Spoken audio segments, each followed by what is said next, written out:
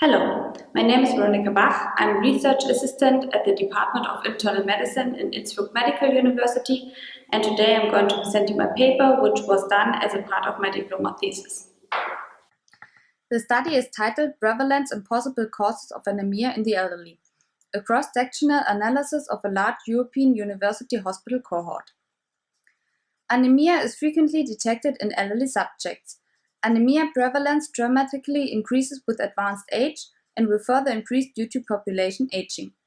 Anemia in the elderly possesses a major clinical burden because it is associated with increased morbidity, mortality, and hospital stays. Despite the clinical relevance of anemia in the elderly, the underlying causes are not well understood. A large proportion is due to chronic inflammation or renal impairment.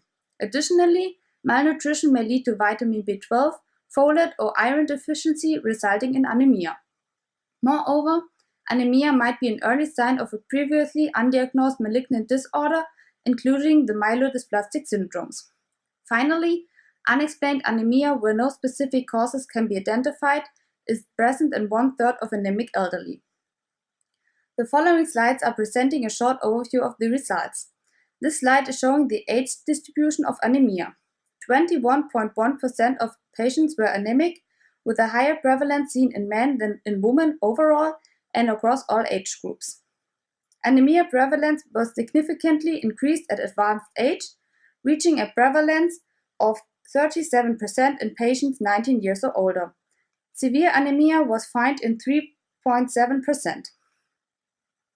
This slide is showing the possible causes of anemia.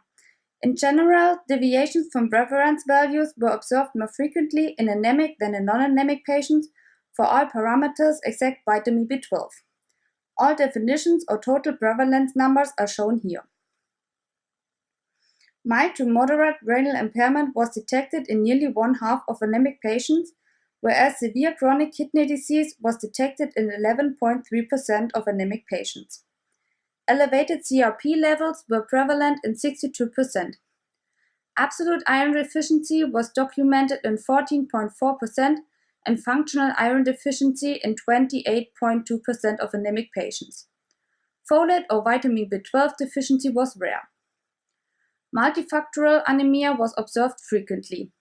For example, a mild to moderate renal impairment, signs of inflammation, and functional iron deficiency was documented in 11.4% of anemic patients.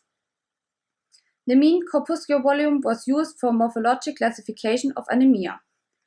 Normocytic anemia was the most frequent subtype.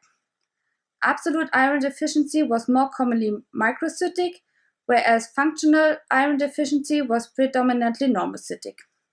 Similarly, anemia of chronic kidney disease was mostly normocytic in nature, whereas thrombopenia and leukopenia were predominant in macrocytic anemia. Signs suggestive of an underlying MDS were analyzed. Cytopenia suggestive of MDS were found in a substantial proportion of anemic patients.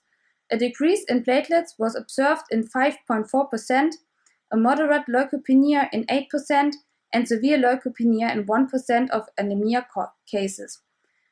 Macrocytic anemia without evidence of deficiencies was observed in 16.4% of our cases.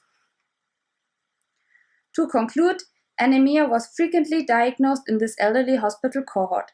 As possible causes, partly treatable nutritional deficiencies, such as iron or folate deficiency, were identified.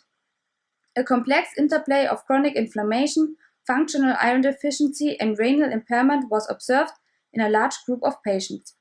In a relevant proportion of patients, an undiagnosed myelodysplastic syndrome can be assumed.